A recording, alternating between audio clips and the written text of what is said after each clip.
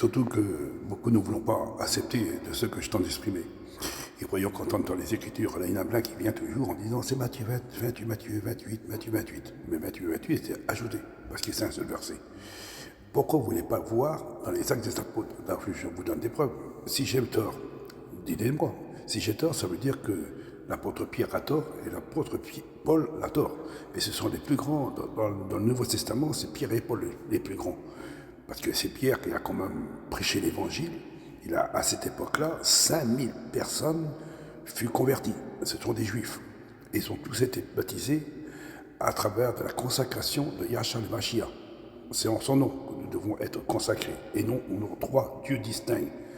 Et en plus, Yahshua, c'est pas un dieu, c'est un fils d'homme, c'est un agneau, c'est l'agneau du Créateur. D'accord? L'apôtre Paul, il dit, dans quel baptême vous avez été consacrés? Il a dit au nom de Jean. Il a dit, c'est plus au nom de Jean, c'est au nom de Yahshua le Mashiach. Vous pouvez regarder dans les Actes des Apôtres, 19 verset 5. Paul il en parle. Et en plus, Paul il donne des versets à la Bible pour bien prouver.